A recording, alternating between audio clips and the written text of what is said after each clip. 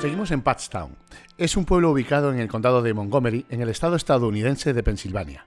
En el año 2000 tenía una población de 21.859 habitantes y un único vigués, Pedro. En esta segunda entrega seguimos descubriendo nuevas historias sobre nuestro peculiar amigo. Diana también era un poco diferente porque tenía un pelo muy largo, casi blanco, era muy atractiva, de verdad. Pero solamente iba a estar una noche ahí en Barcelona y dije, bueno, pues acompáñanos, te llevo a ver el rodaje. Entonces yo estaba entrenando a usar el sable para una escena que tenía luchando. La invité a venir, vino a vernos y eso fue todo. Y el día siguiente se volvió a Estados Unidos. Realmente orquestaste todo esto para conocer un poquito más a Diana. A veces las cosas salen espontáneas. Salió así. Entonces me fui a Madrid, me ofrecieron otro papel en una película, que es la que estoy viendo la foto ahí, No busques tres pies, con Axel Serna, con Teresa Gimpera.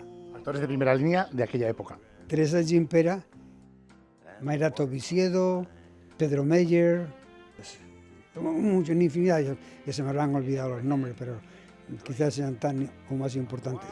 Para nosotros el protagonista eres tú, a fin de cuentas esto no es cine de barrio, es Big on Road, no pasa nada. Salimos al encuentro del avión desconocido, teniendo preferencia sobre cualquier otro vuelo militar o civil. ¿Y le derribáis? Hasta ahora no ha sido necesario. Le obligamos a tomar tierra en la base que le señalamos y le escoltamos. Mi mujer volvió a España, a Madrid, y me escribió una carta diciendo que estaba en Madrid, estaba trabajando, dando clases de inglés en una academia que se llama Mango, y entonces vine a Madrid y ya estaba yo también cansado. No sé si yo estaba cansado del cine o de cantar o de la farándula, que tenía que cambiar otra vez. Esto de empezar de nuevo, al final parecía ya normal para mí. Entonces yo no quería seguir más en eso. Se convirtió en una rutina. Se convirtió en una rutina el cambio. No sé si fue por no estar bien formado en ninguna de estas cosas o lo que fuese. Pero la vida es así. Entonces me vine a Estados Unidos. Y aquí, y todo lo que había hecho en España, en Suecia, en todo lo que, desde que había salido de San Pelayo de Navia, lo he dejado todo a un lado.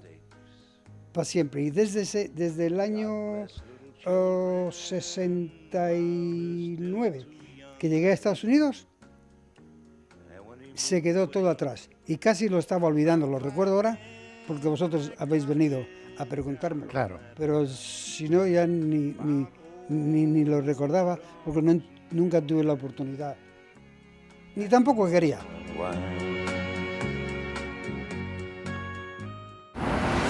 Soy Juan Carlos Perret, soy el capitán de este barco llamado Quero. Surcamos rías baixas en velero, haciendo como que piloto yo. Yo quería hacer algo, ¿no? Quería un poco mostrar un poco más mi perfil gastronómico. Llevo una preparación de muchos años. Bueno, al final en la gastronomía nunca son muchos, ¿no? Pero bueno, tenía la inquietud de querer hacer algo mío, ¿no? Entonces me vi en el momento adecuado, con las ganas adecuadas. Venía de una casa donde había trabajado una buena temporada, medio año en el Seller de Can Roca, y dije, bueno, pues me apetece, la verdad, hacer un restaurante que sea de cocina peruana, que tenga el producto gallego, que sea una cocina abierta para que la gente vea, trabajar técnica, hacer un poquito de vanguardia y sobre todo, tanto yo como todo mi equipo, pasarlo bien y disfrutar. Llegaste en el mejor momento. Un menú del día, empezamos por ahí, tenemos un menú del día que le llamamos menú Lima. Tenemos un menú gastronómico que le llamamos Quero Té, ¿no? Después tenemos la carta principal, ¿no? Donde la cambiamos cada 3-4 meses. Aparte tenemos sugerencias fuera de carta, depende de la temporada y los platos que vamos a poner para la siguiente carta lo vamos lanzando. Y tenemos dos menús degustación, tenemos dos degus. El degus corto, que se llama Viaje a Perú, Y tenemos el Degus largo, que es menú de alturas, digamos, intentamos de conseguir tubérculos. Como veis aquí tenemos los picantes frescos, que los siembran para nosotros, el ají, bueno, y un poquito estas cositas que vamos, es lo que nos interesa a nosotros, ¿no? Perdimos la noción del tiempo. Nosotros trabajamos pescado por temporada, ¿no? Ahora, pues imagínate, pescado azul, trabajamos, depende de la temporada, trabajamos listado, trabajamos jurel, trabajamos caballa, trabajamos sargo, depende, ¿no? En lo que es, depende cómo voy encontrando productos de aquí y también por temporada, ¿no? Por ejemplo, hace poco tenemos un plato que es unas setas de temporada, depende, ¿no? Depende del tipo de seta que consigamos.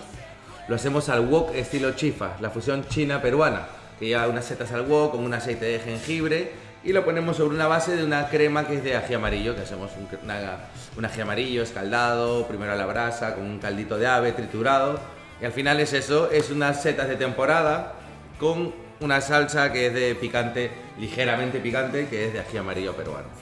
Nosotros somos un restaurante muy pequeñito, tenemos 8 mesas de 2 personas, básicamente, entonces es muy fácil, como lo ves, es muy fácil que se llene. Luego tenemos estas mesas auxiliares, ¿no? Mesas altas. Llega el cliente, se le da la bienvenida, se le recibe, se ve un poquito el perfil, depende de la edad y depende de las ganas. Puede ser el típico que llega, que está muy apurado, que quiere comer algo y marcharse, o el que viene con la idea de a ver qué encuentro aquí, o el que viene directo a querer probar.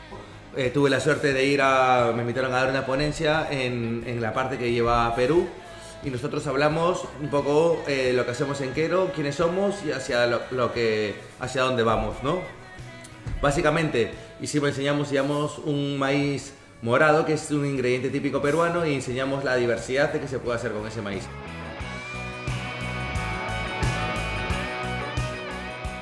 Pues mira, para empezar, Perú es muchísimo más que ceviches, ¿vale? Cuando alguien piensa en Perú, piensa solamente en ceviches, y no solamente en ceviches. Perú tiene una diversidad, vamos, aparte de las más de 3.800 variedades de patatas que hay, nosotros al día de hoy aquí trabajamos con 7, 8 variedades, en fin, y de eso a 1000 cosas, ¿no? De toda una carta que tenemos muy amplia, pero vamos a enseñar el día de hoy que hacemos muy sencillo, un ceviche de lubina de la ría con erizo, que estamos ahora en plena temporada.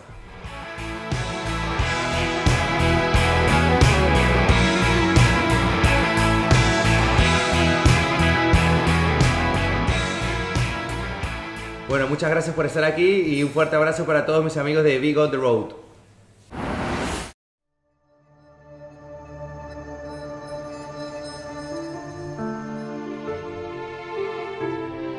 La ría de Vigo es el paciente resultado del trabajo de la naturaleza. Las Islas Cíes no son una excepción.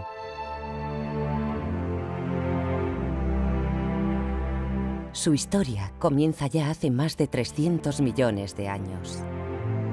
Y comienza con la formación por colisión de placas de una cadena montañosa que a lo largo del tiempo va a ir erosionándose, fracturándose. En esas fracturas se forman los valles fluviales que dan origen a las rías. La erosión de la lluvia y los ríos fueron moldeando durante millones de años el valle que ahora llamamos ría. Es desde hace 18.000 años que entramos en el periodo en el que estamos actualmente, con unas temperaturas más cálidas que lo que provocan es que el hielo de los polos se funda y el nivel del mar suba e inunde los valles fluviales. Y es desde hace 6.000 años que encontramos el nivel de inundación que da el paisaje que vemos actualmente en las rías. Pero este no es el mismo paisaje que se encontraron nuestros antepasados. Hasta hace 10.000 años las islas estuvieron unidas entre sí y en conjunto unidas al continente. Hoy sabemos que los primeros visitantes llegaron a pie a estas tierras. Hay evidencia de presencia humana en las islas desde el Paleolítico, antes incluso de que quedasen separadas del continente. Las islas de los dioses, así acuñadas por los romanos, han sido testigo de la visita de grandes imperios, de diferentes culturas, de batallas históricas, de ilustres personajes. Pero, ¿cuál es su riqueza? ¿Cuál es su tesoro? Las Islas Cíes están ubicadas en una zona de transición entre las regiones subtropicales y las regiones templadas del Atlántico y además inmersas dentro de un sistema de afloramiento que le confieren una enorme productividad. El afloramiento de aguas profundas, ricas en nutrientes, son la clave para el desarrollo del fitoplancton, pequeñas algas microscópicas que dan comienzo al ciclo ecológico que se produce en las islas.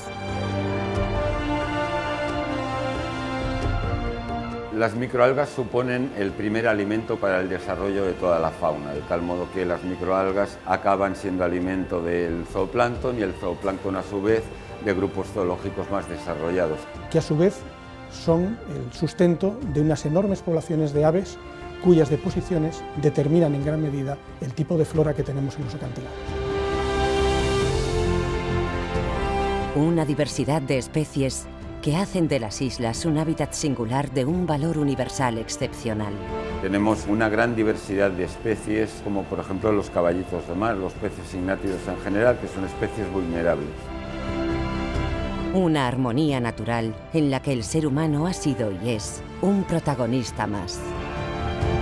La proximidad de las islas a la costa han dado lugar a que éstas hayan sido utilizadas por el ser humano a lo largo de la historia.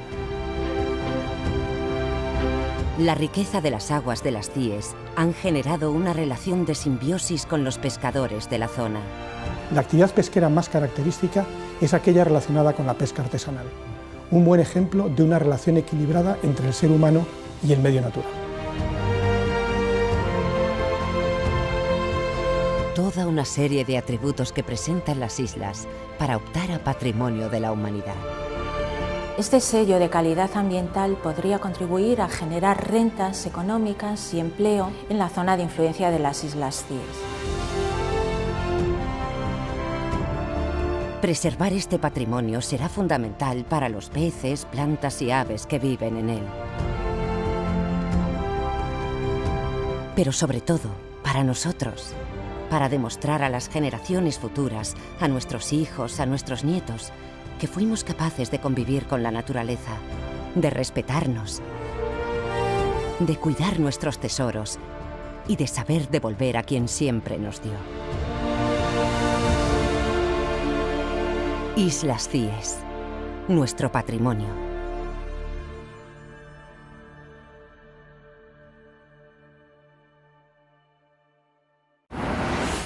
Realmente hay una frase mítica que es que el desayuno es la comida más importante del día, pero realmente hemos considero que ese desayuno es la primera comida que haces a lo largo del día, por lo tanto, en mi caso, muchas veces ese desayuno ha sido un lacón con grelos, por ejemplo. Entonces, yo ya no me gustaba mucho desayunar cuando estaba en el instituto ya. Trataba de pillar el máximo tiempo posible de cama y me tomaba un colacao. Y luego en el instituto pues siempre tenía esa hora del recreo donde te tomas un bocata o lo que sea, ¿no? También es cierto que a mí me tocó en la adolescencia, que era cuando los singles valían 100 pesetas y los LPs valían 1000 pesetas. Entonces creo que estuve casi toda mi época en el instituto quedándome las 100 pesetas que venían para el bocata y guardándomelas para comprar discos, ¿no? Iba calculando desayuno que no hacía, cada desayuno que no hacía era un single y si no hacía 10 desayunos era un LP, ¿sabes? Entonces realmente ya empecé haciendo trueques con mi propio desayuno. Y luego con los años pues como tengo hijos intento que desayunen, tampoco soy muy de desayunar, pero sí que nos gusta de vez en cuando. Yo soy más del brunch que del desayuno en sí mismo, ¿no? O sea, yo me tomo un café descafeinado cuando me levanto y luego si pasa un rato y tengo hambre y tengo suerte y la posibilidad, pues me puedo hacer unos huevos. También soy fan del mundo huevo. Somos bastante diferentes a la hora de desayunar, creo. Desde muy pequeño soy de desayunar bastante fuerte. Me gustan mucho los huevos por la mañana, de todas sus maneras, o sea, fritos, pasados por agua, cocidos y sobre todo revueltos, en los que creo que soy un pequeño maestro a la hora de realizarlos. Aún no se le da bien el huevo benedictino, pero... Aún no entré benedictino, pero me queda bastante poco para entrar, ¿no? Y desde que era pequeño me gusta desayunar bastante fuerte y no desayuno huevos todos los días, pero cuando tengo tiempo y oportunidad, pues me gusta disfrutar de un buen desayuno. La verdad es que cuando salen los discos uno siempre está un poco preocupado no saben muy bien qué va a pasar, ¿no? Y espera que pase un poco lo de siempre, que es que hay una serie de gente que lo espera y... Pero la verdad es que las expectativas se han visto bastante superadas. Hemos tenido una gira pues, de las más grandes que hemos hecho y la verdad es que la aceptación del disco ha sido muy buena. Y bueno, pues una cierta sorpresa en un principio, pero luego ya pues asumes que estás en esas y lo que hemos hecho es trabajar sobre el disco todo el año sin parar. Ha sido un año muy intenso porque la verdad que hemos vivido muchas cosas este año y seguramente ha sido, pues, a nivel profesional el mejor año de nuestra vida desde que empezamos, ¿no? Siempre quedan como huecos que no hay nada que hacer y pues los he utilizado para hacer mis conciertos y mis promociones, pero la verdad que tampoco ha sido muy duro, aunque sí que cuando se acumuló todo, pues sí que tenía muchas cosas en la agenda. La verdad que ha estado bastante bien. Sí, tal vez en algunos momentos Amaro iba un poco saturado de más, ¿no? Sí, bueno, quizá. Que había momentos que yo estaba un poco con la gira y tenía como unos días como para descansar y justo esos días pues para Amaro eran de ir a tocar una cosa suya, hacer unos ensayos. Sí, pero... Nos ha tocado alguna vez de que tenemos que ir un día antes a una ciudad, pero Amaro toca en otra ciudad el día antes y tiene que venirse en el coche. Es verdad, alguna vez ha sabido, pero bueno, que nada que no se pueda llevar con alegría, o sea que ha sido un año muy intenso. Los conciertos son una cosa pues preciosa y emocionante y todo eso, pero está sujeta a un equipo técnico, un equipo de músicos y realmente yo creo que lo mejor del año ha sido el viaje de todos juntos haciendo esa gira, ¿no? Sí, por disfrutarlo todos juntos, sí, claro. Sí, ha habido mucho entendimiento, mucho amor, mucha música y sobre todo que tenemos como giras donde no hay ni un solo problema nunca, ¿no? Tenemos un equipo que yo creo que es lo que destacaría, ¿no? Tenemos un equipo que a la hora de grabar es increíble y que si tienes 30 días de repente lo grabas en 15, cuando haces los ensayos es muy fácil trabajar con ellos y creo que eso al final cuando vas de viaje y estás haciendo 70 conciertos al año y te comes madrugones, te comes horarios raros, no sé qué, pues yo destacaría eso, ¿no? Que tenemos una pandilla de amigos que nos acompañan, que trabajan con nosotros, que es lo que da valor a la banda que tenemos y a la gira que tenemos. Creo que además es algo que nos comentaban en los festivales y que las demás bandas ven, ¿no? Y dicen, joder, vaya equipazo tenéis, vaya sonido, vaya gusto estar tomándose una cerveza, vaya gusto ir a comer, ¿no? Aparte de que ha sido un año pues muy bueno profesionalmente, yo creo que a nivel de gira con el equipo ha sido también la gira más divertida que hemos hecho nunca, vamos. Siempre intentas empezar las giras en los sitios donde va a funcionar mejor y donde vas a aprovechar esa tirada. Sería absurdo irnos a tocar a Portugal, que no nos conoce nadie, el primer concierto, cuando realmente hay gente deseando vernos en Madrid, ¿no? Y la parte americana, en nuestro caso, ¿sabes? Mientras que hay otros artistas que tienen una carrera realmente sólida, claro. Nosotros no la tenemos. Realmente nosotros lo que estamos es cada año, cada 2 años vamos a América, vamos a un par de bares, tocamos en un par de sitios, intentamos como hacer tal. Pero yo creo que también para nosotros lo de América también tiene que ver como una especie de vacaciones, ¿no? También es divertido llegar a un sitio donde no está el éxito asegurado ni mucho menos. De hecho, lo que está asegurado es la falta de éxito, ¿no? Es decir, es un viaje de donde no vas a sacar nada realmente a nivel, digamos, crematístico, no vas a ganar dinero, ¿no? Es una especie de apuesta, ¿no? Y nosotros tenemos como esa... Pues nos gusta mucho cuando vamos y creo que lo vamos a seguir intentando, aunque no lo consigamos, ¿no? Creo que ya no es una cuestión de...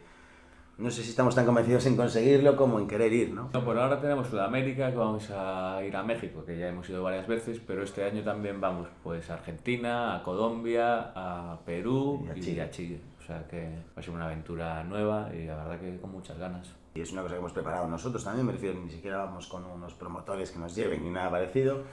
Es siempre una aventura personal, más que algo... Y aunque es una aventura, digamos, aunque no le saques dinero, digamos, o hagas mucho más público o lo que sea, siempre te carga las pilas. Es decir, yo creo que el viaje a América es necesario ya por una cuestión personal y hace que llegues con más ganas aquí. También te ayuda a valorar muy bien lo que tienes aquí. Aquí hay momentos en que tienes una cierta anestesia. Estás acostumbrado a llegar, a que esté lleno, a que te aplaudan al entrar, a que funcionen las cosas, ¿no? Y creo que el mundo América es... a nivel de trabajo y a nivel de oficio es una cosa muy importante en ese sentido. Que realmente llegas y tienes que peleártelo otra vez todo, a lo mejor llegas y el equipo no rula o no hay lo que necesitas y tienes que volver a la base. Hay que volver volver al principio cada vez, y al origen es muy, muy divertido. Son muy respetuosos con la música, agradecen mucho que cruces el charco y vayas a verlos, ¿no? Y entonces, pues, yo creo que ya no es que vivan la música intensamente, sino que viven todo intensamente, ¿no? O sea, también cuando vas a México, pues tienen un volcán en la propia ciudad, ¿sabes? Y a veces, pues, han tenido el terremoto este año que ha sido horrible, pero bueno, que viven en contacto viven en contacto con que la tierra se les mueve de repente todos los días, ¿sabes? Y eso hace que vivan de una manera más intensa y la vida en general y la música en particular, ¿no? Hoy vamos a irnos abajo al estudio y lo estuvimos reordenando, teníamos un pollo montado allí de cables y vamos a ponernos a escribir canciones. No hay mucho misterio, nos metemos ahí abajo y vamos tirando. Hay veces que sale la canción, otras veces no sale, pero es una cuestión de insistir. Efectivamente. Hoy le vamos a insistir a la canción. Vamos a insistir bastante. Insistirle. Pues yo ahora mismo recomendaría el disco de Bunbury. Creo que el disco de Enrique está increíble. Creo que ha hecho un disco muy directo, ¿no? Y hacía tiempo que... A mí me gustan mucho todos sus discos, ¿no? Pero creo que este tiene como una dirección muy clara, es muy directo. Creo que hay un discurso político muy importante. Creo que está hecho con mucho gusto y con mucha fuerza, y realmente yo recomiendo a la gente que escuche el disco de Enrique, porque creo que a veces en España nos olvidamos de que tenemos al grandísimo Enrique Bunbury. Pues yo recomendaría un disco que aún no ha salido, pero que he tenido la suerte de escuchar, que es el nuevo disco de Gonzoda, que va a salir en las próximas fechas, y también pues es seguramente la banda más en forma de toda España, y Ferran Pontón, que es la persona que escribe las canciones, pues es una pluma muy especial, y también pues es un disco también que creo que es un disco con un carácter muy político, pero la verdad que nunca había oído unas canciones hablando sobre temas políticos de esa manera, y creo que va a sorprender mucho a la gente y animaría a la gente a que descubriera este último disco que se llama El Rojo y el Negro, y todos los discos anteriores. Amigos de Biópolis, somos aquí los Ferreiro, estamos aquí tomándonos el desayuno. Y os mandamos un saludo muy afectuoso. Muy grande. Surcamos rías baixas en velero, haciendo como que piloto yo. Se inclina demasiado, no me atrevo. Te ríes cuando llevo yo el